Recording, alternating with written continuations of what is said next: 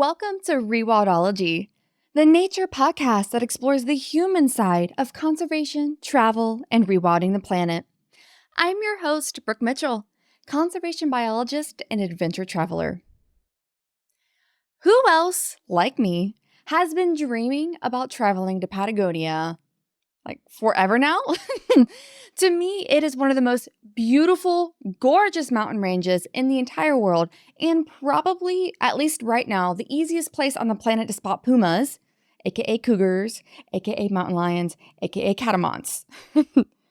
In case you haven't heard much about Patagonia, or only know of the clothing brand, Patagonia is in the southern region of South America at the end tip of the Andes Mountains and is shared between Argentina and Chile.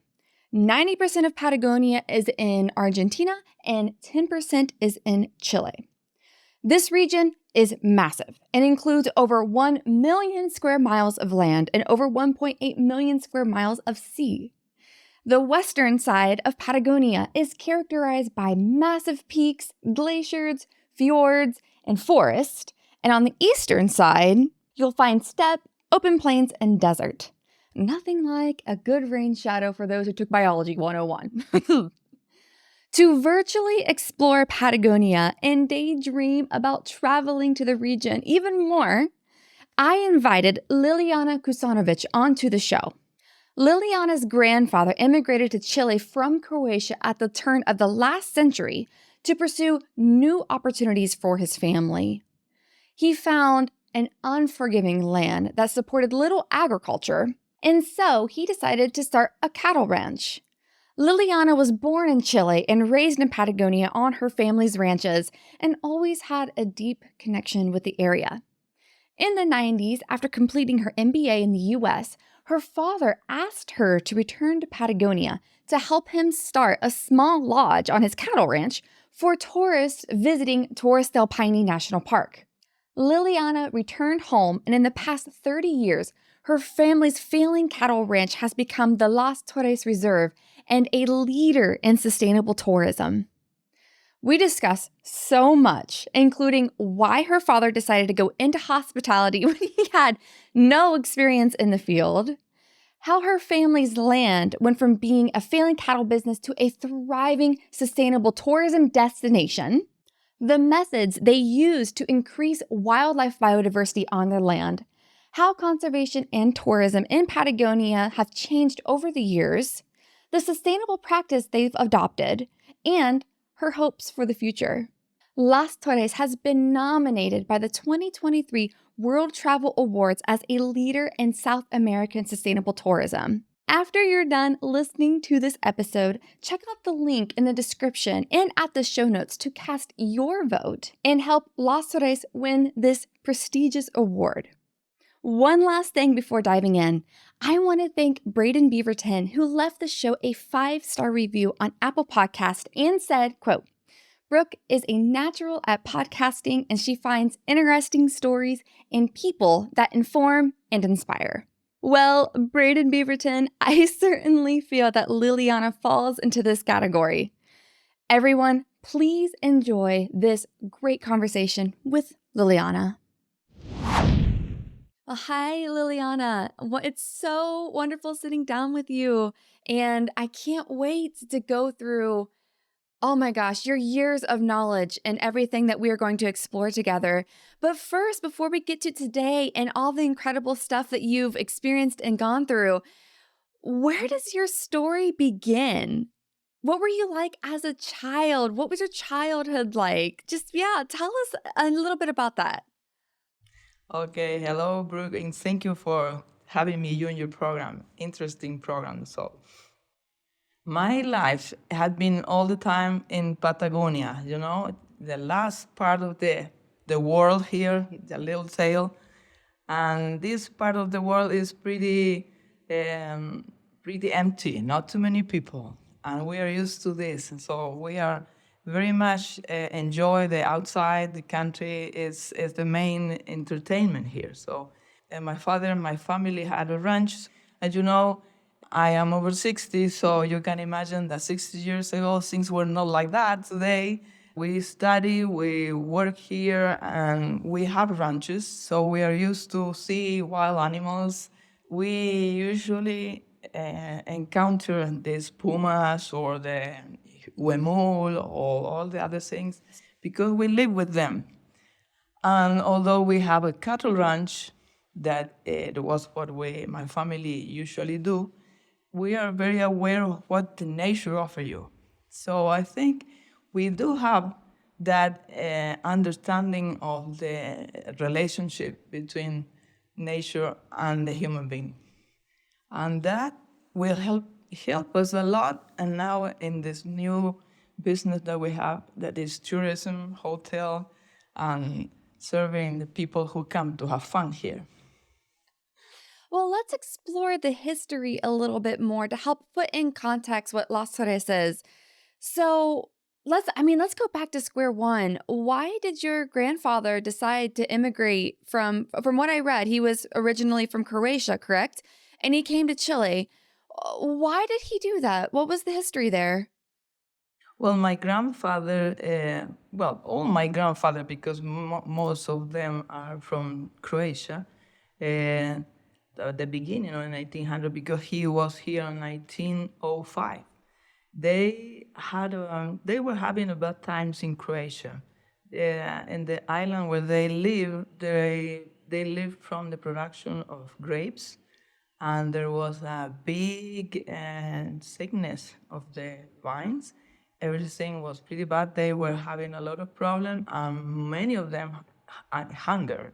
They couldn't eat. So there was a big immigration to America because it was this gold rush, and it was in North America and South America. So the first one who arrived to Chile, in Punta Arenas, and where we live, they find some gold, but there was not too much. But they never tell the other ones, so everybody came. So everybody came anyway, and they developed, my family at least developed the meat business. They have a butcher store, a little bit of butcher store, and they work with that, and they start growing. So that's why my grandfather started with the ranches. And they had to rent the land, so they put the cattle there to have it for the butcher store, and that's how it started our relation with the ranches. They came, most of them, they came one, and then the other bring the brother, bring the other. So there was a big community of Croatians in my city in Punta Arenas.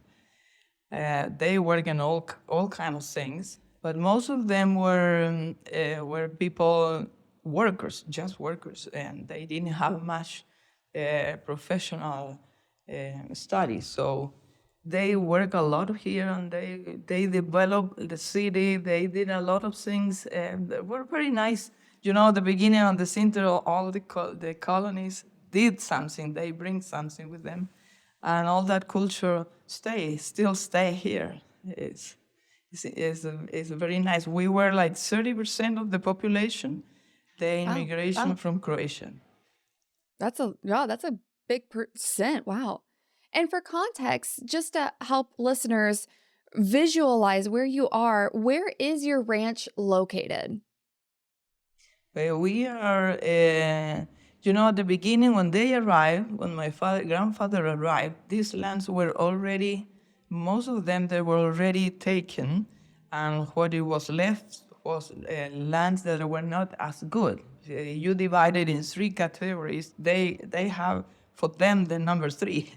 They were not so good ranches. So they had to go far away from the city, from the main cities, and most of these ranches they rented were like 200 or 250 kilometers away from the city, in a time when there were not good roads, not good cars. So if you go there, you had to stay for a long time. So when we finished school, we had to go there, and we stayed the whole summer in the ranch, and nobody moved from there. And I said this ranch because they rented one and then another and then another. So they never bought land. Just they have their own lands after 50 years of working in the meat business. if you see, Patagonia has like three cities: Punta Arenas, Puerto Natales, and then in Tierra del Fuego is Puerto Williams. And there's no more cities. So in the between Punta Arenas and Puerto Natales and 250 kilometers, and those in the middle, in between those two cities, they have the ranches. He bought one in 200 kilometers from Punta Arenas, and in the 79 he bought the one in Torres del Paine. My father bought that because it was far away, it was cheap, nobody was interested in the towers, it was just cattle land. And he said, well, I will go, it's cheap, it probably will give me some returns. My mother was upset because she said, well, so far away, who's going to go there? But it was a good buy because after a few years, you know what Torres del Paine is now. So, and as soon as the tourists start coming and people start going through the ranch, he decided to make a touristic business. So he changed. My father changed the kind of job that he did there. And that's why we started with the tourism. But it started because of the ranch, because nobody wanted to go to Torres del Paine. It was too far away, bad roads.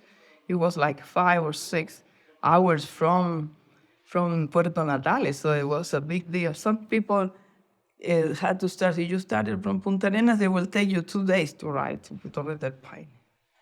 Wow, 2 days. Wow. And was it already an established national park at that time? No, the national park. Well, when my father bought it, yes, but not before. He bought it in 79, and the park started 78. So it was Oh, just wow. Back to back. yeah. They have the park in the kind. The biggest part of the park is 79. It was formed completely, but the park, a little piece of the park in Lago Grey started in the 30s. Mm, that makes sense. Yeah, from the 30s to the 70s, there was no much development of life as a park because they were not so important to develop. I think that there was not a government policy for working with the parks. But from the 79, when they just finished the amount of land that the park had, that is a big park, there was a management from CONAF, and then it started working very much on conservation from that time. So, when did your father first have the idea for offering tourism? I mean, that had to have been a huge shift from a cattle ranch to start hosting people in hospitality. So, do you by chance remember when he had that idea? And how did he start? Well, on the 80s, there was a big economic crash here, and there was one of these economic problems, and everybody, not everybody, but many people lost everything what they have, and the economy was going down. My father was going through a lot of problems. So when he worked a lot and he just managed to stay stable, but he owed a lot of money, and then he asked me because I was studying in the United States. I was doing my MBA, and when I finished, he said, "Hey, could you help me? I want to see what happened here." It really, his business was not good, and it was difficult to go up. And I said, "You have to work hard, or find another thing, or just move from cattle to sheep, or something that improve your entrance because you don't have enough income." So he managed to work with the banks, and he started with that. And then suddenly he called me and he said, "Hey, I'm going to start a new business. You said I had to do another business. I'm going to do a business." I said, "What?" "Yeah, I was talking to some operators here, tour operators, and they said they need something in Paine. They don't have enough hotels, and I think I'm going to do one." about that? You don't know anything about hotels? Well, I don't know. But he said, yeah, I will do it. I'll find the way to learn, and they will help me. The tour operators, I'm going to do the sales, and I'm going to serve people here. It couldn't be more than when you invite friends, so I will do it. Well, and he started with that. The banks helped him a lot, and he started first with 9 rooms, but the operator said they were not so good. It was like a hostel. They wanted something better, so he then built 10 more, and with a better. So it was a little hotel, a country hotel, with 18 rooms and one kitchen, very basic. But at that time, the tourism, it was just and at the beginning. So, that was 91. He opened the hotel in the year 91. He was so happy because he really liked to have people there and tell them that here is what I have. This is Torres del Paine. You can enjoy it. Okay, so he was really happy. He really enjoyed his business. And it was not easy. It was difficult because there were so many things. There was a difficult road. People don't want to go because, roads are not so good. So at the beginning, it was hard. There was not so much market and difficult to operate. The logistic and everything was not so easy. But he was used to go there to. We all have to learn how to live and solve problems when you don't have nobody else around. So that's one of the things that helped too.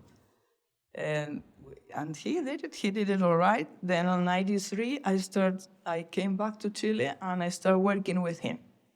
At that time, he told me, well, I want you to help me because I thought it was because I have the MBA and I have some more information. He said, no, you know English, and here nobody speaks English, so that's why I need you to help me. so that was my best trait, to know English. So we started working together, and I worked with him for 18 years. And then I passed the baton to my son, and now I'm only the director of the reserve. Wow, that is such an incredible history. And let's talk about this now, because if somebody goes to the website and looks at Las Torres and just this beautiful reserve that you've built, I mean, going from like a 10-room lodge to that is crazy. So maybe could you just take me through a little bit of history since that day when you came back in 93 to now? How have you grown? What else have you done? And yeah, just kind of just take me through the history since then. Well, we are happy and very proud that we this year have 30 years of our operation. 30 years that we learned a lot. We went through a lot of things, but it was a very nice job. I think difficult or whatever you want to, but it was nice. And the thing is that we started with this 10-room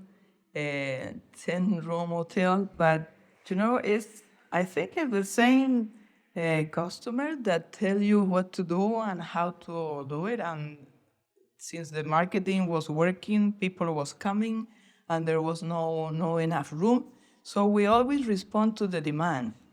More than that, we had to look for demand. We had to respond to an excessive demand. And that helped to grow. We grew a little bit fast, but we managed to do it, and we start building a better hotel in the year '95. We opened really a hotel. We stopped being a lodge or a hosteria or whatever. We made it bigger rooms with better quality, better food, and we changed that beginning since the year '95. The other thing that helped was that we have a very bad road. We have a river to cross, and it was a narrow bridge, and we managed to fix a little bit that road, and we bettered the quality of everything. I remember that the tour operators didn't want to go because he said you have 7 kilometers of very bad road, and I don't want to go through that if I can go to other hotel. So what we do, we improve the quality of the food, and we have a gourmet menu. We have a very good chef, and that changed everything because all the people want to go because of the food, and they forget about the 7 kilometers of bad road.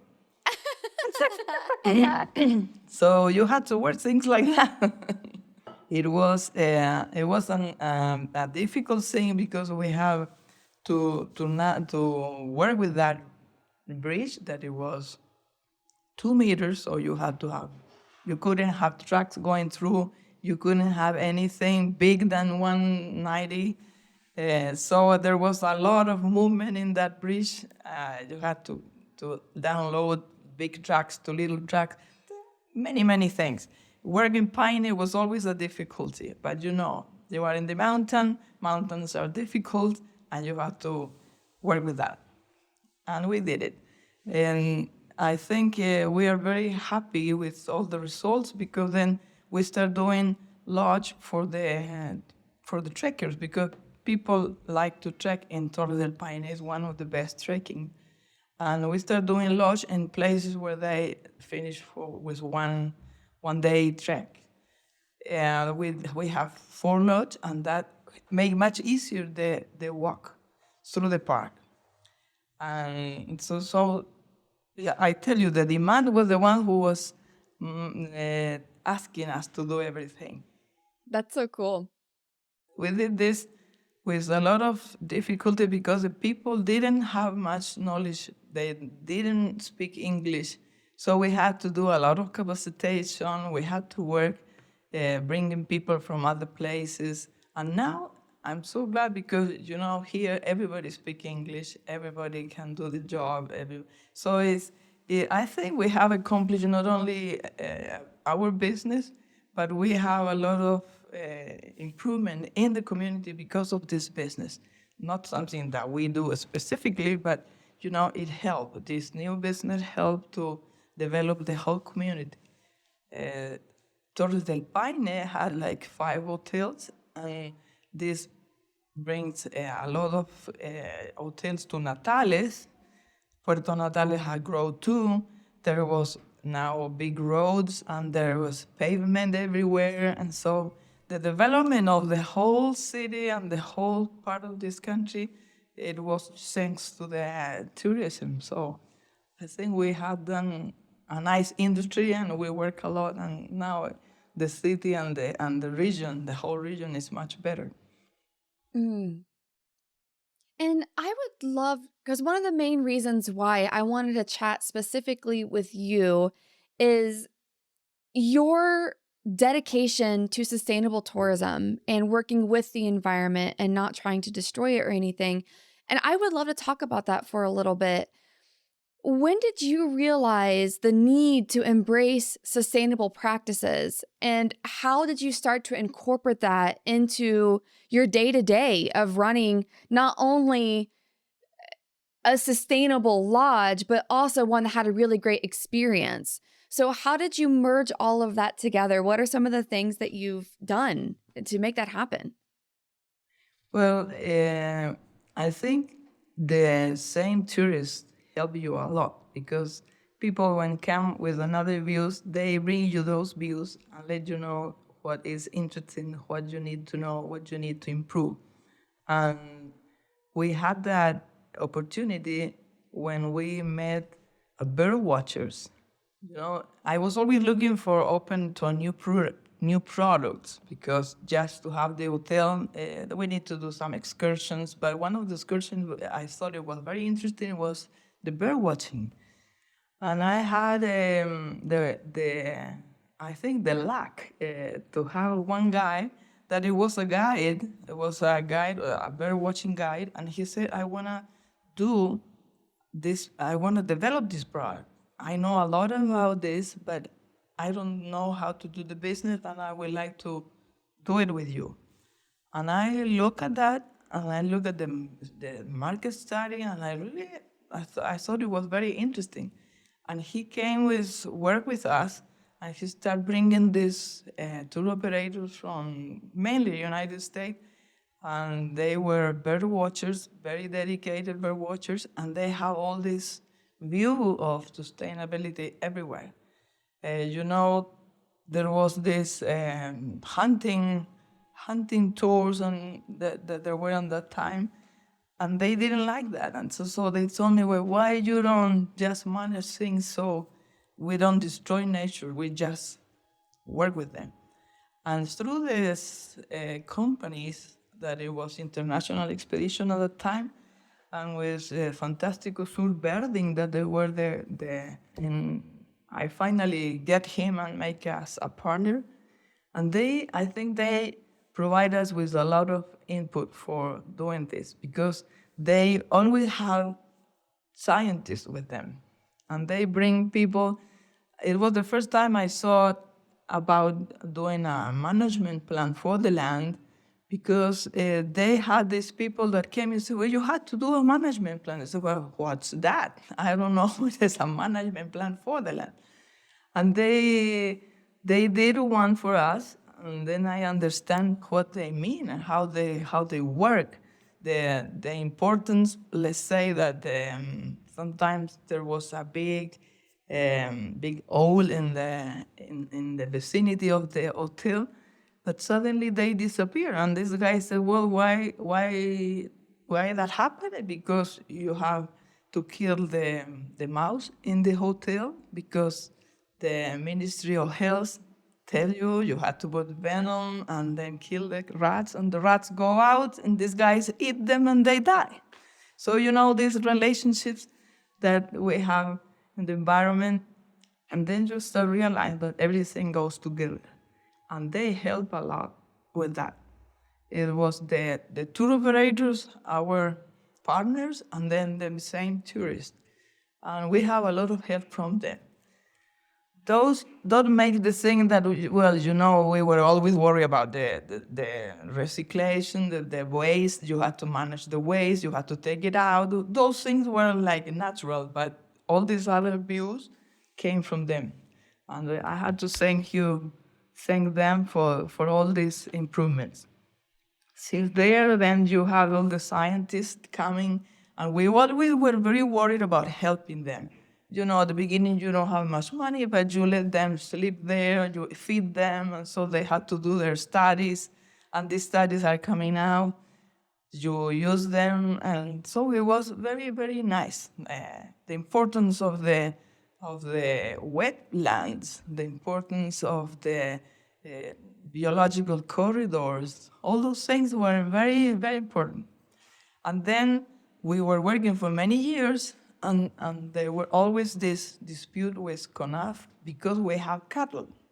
Because we have the hotel, but we still the land was a ranch anyway. But the cattle was something that the CONAF didn't like it. The CONAF is the park rangers. And then we didn't realize that it's because the cattle and the huemul, our deer, were not, there was not a good combination. There were something, the huemuls were going, they left and nobody saw them. They are very shy animals, and they don't like people, they don't like other cattle. So we invade their environment. Well, the thing is that finally in the 2013, we left the cattle. We decided to take the cattle out, and that was the end of the ranching era for Torres del Paine, for our ranch there. But we have a lot of results with that, because now we have huemuls there in the land. Incredible. And besides, there's much more tourism, so the business of the cattle is not something that we lose a lot of money. So we are very happy with that decision, and since then we're declared reserve because we keep the land to work with the Pasa Reserve. We did to the management plan with the guideline of the UICN number 5, I think it is, the one who do conservation but with business inside. So you can do some business but keep in some places for conservation. And it's working pretty well. This sounds amazing. And that's the perfect segue to the next thing I wanted to talk about, and that's wildlife on your property. Since you're right beside this massive, beautiful, protected national park, and your reserve is not small by any means, how is wildlife managed on your property? Do you have like resident biologists that are studying them? And of course, the species most close to my heart, the puma. Do you have pumas? And if you do, how do you minimize conflict with a large predator or any of the other species that you have on your lands? Well, at the beginning, it was difficult because when you have cattle and the puma eat your cattle, you don't like pumas. Uh, but, then, but then, when we took the cattle out and the pumas were there, we were worried about them being so close to the hotel.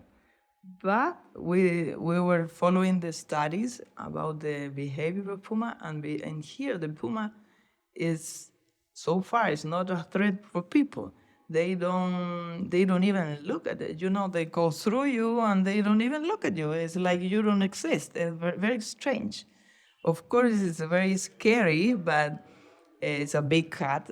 I don't like to be close to them, but if you think that is their land and you have to be careful, but not so you have to live with them, is interesting. It's interesting to see. They went through the hotel many times or the lodge. You can see them very close. So far there is no any problem with them and people. But I can see that at the beginning, and like 10 years ago, they were full of hares, those like rabbits. But there was a lot of them, so they used to hunt them. But now there's none of them. I think they ate it all. I don't know what it will follow. This year they were eating our horses. So I think that maybe there is not enough guanaco, I don't know. But we'll have to see it. What is going here, and it's very good, there is a dog that works with the cattle or the sheep. You put the dog with the sheep, and they feel like they are sheep, but they bark and they are with the sheep, and the puma don't get close to them. So that is a very good tool for make both things working together. The puma go away, doesn't eat the sheep, and nobody kills the puma. In the national park, we don't have the problem because there's no sheep or cattle. But yeah, we always tell the people, be careful, just don't get so close. But the puma lives with us. It's always there. It's incredible. You have to come and see that. Liliana, I want to come so bad, it almost hurts. Like, I can't even describe how badly I want to come to Patagonia. Like, it is in the top 2 bucket list right now. I keep checking things off, and right now, yes, Patagonia is high up there. I'm just sure the wildlife, just even what you've said in your own taking your own time there. You've seen it changed. You've seen what happens when you take away the livestock and you take away the cattle and the ranching and the pumas come back and these endangered species come back. That's just so cool. That's like conservation in action, which I love all about. And speaking of change, one of the things that I wanted to talk to you about is, since you've been in the industry for a while, and maybe a lot of us don't know the history of like tourism in Patagonia. How has it changed over the years from your time, maybe like even when you started working in the 90s in the tourism industry in Patagonia? How has it changed in the area? Has it changed for the better? Has it changed for the worse? Is it becoming too much? Is there still room to grow? Yeah, maybe could you just give us a pulse on the status of tourism over the years up until today, and what you might predict for the future as well? Well, I think it will work for the better because at the beginning, the cities, we have about the same amount of people living in the region. It's 150,000. But these people have been working and prepare themselves to work in tourism. And you see a cultural change, and you see better cities because of the tourism. There were many hotels, many people that were with hostels. There's this worry about the looking good, so the houses now are painted, the roads are better, that we have better parks, maybe not as nice as the rest of the world, but that we have a lot of improvement in that sense. And even the attitude, people attitude is different because when you are so close and you don't have any other people, you're like shy and you don't want to go out, you don't want to talk. And now everybody is is very open and open-minded, and everybody speak English, and so I think it's much for the better. And besides that, Torres del Paine, it had been a very special destination because it had been one of the first in Chile to develop with quality, I think. We could say that is, I think from there started to do better hotels, better gourmet, better everything, because in the 90s there was nothing in Chile, not too much. So I think it had been a mentality that will make you work with better people, better quality. You learn from your tour operators. You can see what is in the world, and then in here in Chile was well applicated, I think. So we were worried about quality. We were worried about taking care of the environment, and we saw that those things were very important for our clients. So you had to follow it.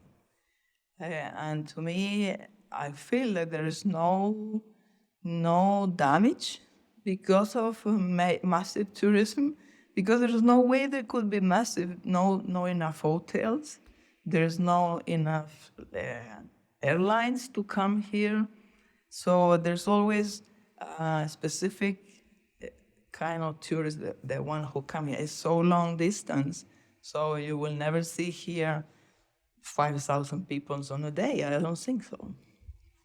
So you had to be worried about, let's say, that when you go to the towers on that trail is one of the busiest, and for some years there's too many people there. Well, you have to be worried about that. The trails, so it will not be so crowded, and so things that you have to be aware of. And we are working on that. We are working in improve that trail because you cannot feel that you are in the middle of New York. No, you're in Patagonia. So we were always worried about giving the sensation that you were in a free land with not many people, and then really enjoy that sense. That sounds beautiful. And that's great to hear too. Yeah, just the exclusivity. That's not even the right term. Just the remoteness of it. I mean, you really have to go out of your way to get there, which they might protect it in the end. And on that same note, well, in a similar vein, how has conservation in Chile changed over the years? Have you noticed a difference? And maybe is it a cultural? Is it like laws that have been put into place? What have you seen in the conservation realm in your country in the past few decades? I think it had improved a lot. There is a lot of natural parks. There is some many private land that is dedicated to conservation. I was very very happy to see in that documentary of Obama that is in our national parks. You can see there that he make a lot of the point that in Chile there is a lot of land for conservation. In Magallanes, in here where we are, Patagonia, we have 53% of the land as a national parks. And beside that, we have some parks, foundations like the WWC, that it has a lot of land there. There is some private lands that are for conservation, like Tompkins bought a lot of things here. And then it's people like us that dedicated some of the land to conservation and doing some business inside. So I will think easily here 60% of the land in Magallanes, the whole Patagonia, is for conservation. And that is a big issue. There is a lot of investigation, there is a lot of care about it. I think there maybe of course you see it will need some more or some more more investigation maybe. But what is done, I think, from the 90s to now is a lot of difference. There is a big conservation issue here. And since we are so little people, because 150,000 for this big land, you don't see much people around. So it by itself it conserves, I think, that all these trees and all these things that I believe is a big thing on conservation, seeing the rest of the world. Yes. I look at Patagonia as almost a flagship of how to preserve just beautiful lands and beautiful spaces and how we can do it. And one of the ways is through tourism, monetizing that land to keep it pristine and beautiful and that we can go experience it in that way. So yeah, I mean, because all the time Patagonia is in the headlines, for some sort of new conservation initiative or something like that. Everyone applauds Chile for what your country has done for your beautiful spaces. So yeah, I want to talk about that for a little bit because maybe some people don't know the history about Patagonia and just how everything's gone in the right direction. If that makes sense. So going back to you a little bit and like reflecting on your time and watching your reserve grow, what do you hope for the future now? What do you see or what do you hope to see for your lodge and maybe for Patagonia in general? What do you hope to see in the future? Well, I think the tourism will grow. We will have more people. Probably every day there's more flights coming in. So we do have a lot of room for everybody. So we have to open new trails or maybe new places to visit so you will not have only one place so crowded. We had to manage that kind of a movement into the land because Torres del Paine is a big place. It has 250,000 hectares, and there's only 5,000 that is used for the people. So you open up a little bit, or you move trails to other way that are very beautiful too. You will never have that crowded places, and you will feel the same thing that you could keep conserving without damaging anything. So I feel that we will have more tourists. We will have better places to visit, and I think every day all the hotels and the installation are improving. The cities are growing into that. So I feel like we will have a development, but a nice development. It's not something that we will have to feel bad about it. And also, before we started recording, you started to tell me about an award that your lodge was just nominated for. Do you want to talk a little bit more about that? Well, we were very happy because this year we received 2 nominations for the World Travel Award. There is an institution that prizes companies that really care about the environment, they are sustainable.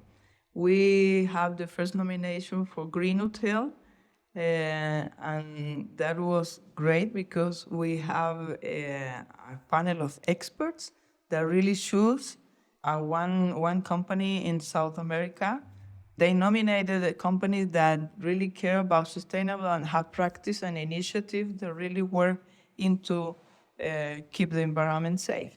And that nomination was done this year, and now people have to vote after they nominated, and they have to vote to see if it's ours or somewhere in the rest of the world. But the good thing is that nomination, I think there are two companies from Argentina, and in Chile we are the only ones. So we are very happy because what we are doing and what we are working on is working. It's knowing, people knowing about it, and it's really working because it's noticed. And the other nomination was for sustainability.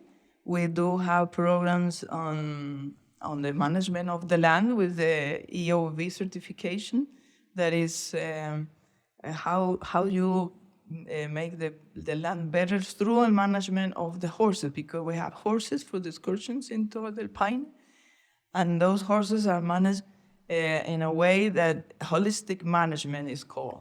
And that make improvement in the land, so the CO2 is recovered and into the soil.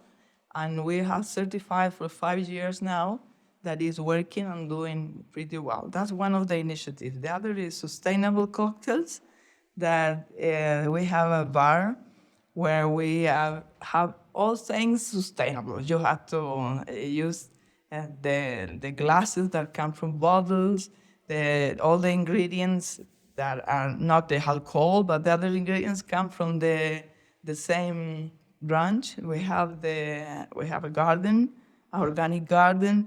So all these things work together and gave us this nomination. We were so happy. We got the prize, and all this, the waste management is the other thing. We have a very big problem in waste management. 2018 to now, we reduced the trash from 2 kilos, 540 grams to 570 grams per person per day.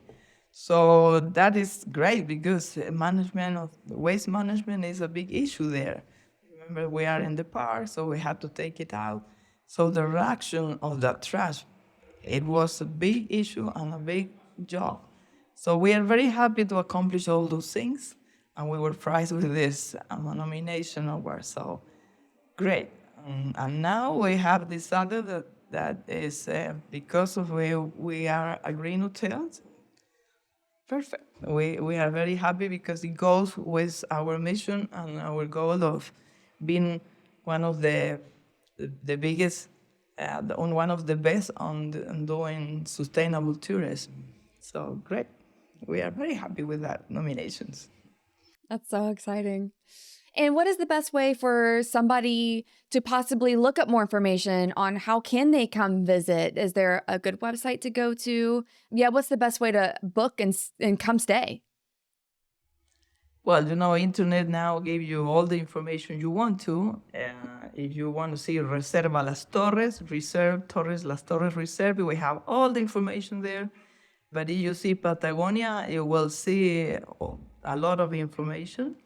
I will recommend to come to Torres del Paine. You come here, but you will have to visit Punta Arenas. You have to visit other things, so you will see the whole stuff, because not everything is Torres del Paine, one of the best views, but you have to visit everything. And some people go to Antarctica. It's the place to start. You come to Punta Arenas and then go to Antarctica. It's a very nice view. And you can do the trip to Torres del Paine in the meantime. Meanwhile, you wait the plane for the Antarctica. So I think if you look for the information, you will have everything. And there's many tour operators that work a lot with Patagonia. So if you don't feel like doing by yourself, you can look at this operator that they will offer you a very good deal too. But you could get a lot of information on the especially in our page, Reserva Las Torres. See? That's so exciting. And of course, I'll have those links in the show notes so that we can all contribute and get your lodge another fantastic award that you've more than earned for everything that you've done for the past 30 years and just how much you've grown and added to tourism and Torres del Paine. And it's just incredible to hear. And thank you for giving us this history of not only your lodge, but the park and how tourism has developed in the area. But yes, Liliana, you are amazing. And I appreciate so much you taking the time to sit down with me today and share everything that you've learned with us. And so thank you. Well, thank you for having me here. It's interesting to meet you and your program, and I think you're helping on all these duties of conservation. So great. We hope to see you here soon. Who else now wants to join me on a trip to Las Torres Reserve? I bet if enough of us come together, I am pretty much certain we can make this happen. Let me know your thoughts by emailing me at hello@rewildology.com, messaging on any of the show's social media accounts. You'll get to me. I don't have a social media manager, or leaving a comment in the Rewildologist Facebook group. To help keep this show ad-free, please consider donating to the show or purchasing a piece of swag at the website. I'll be eternally grateful if you did that. Be sure to tag the show if you do buy a piece of swag so I can share it with everybody.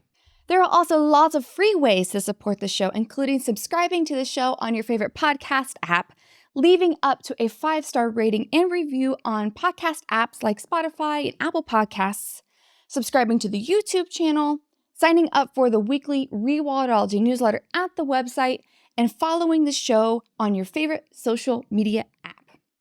Lastly, I want to thank Focusrite for powering the podcast's sound. To see the Focusrite gear I used to record the show, head on over to rewildology.com and check out Nature Podcasting under the Resources tab. Until next time, friends, together we will rewild the planet. Hey, thanks again for listening to this episode of Rewildology. If you like what you heard, hit that subscribe button to never miss a future episode. Do you have a cool environmental organization, travel story, or research that you'd like to share? Let me know at rewildology.com. Until next time, friends, together we will rewild the planet.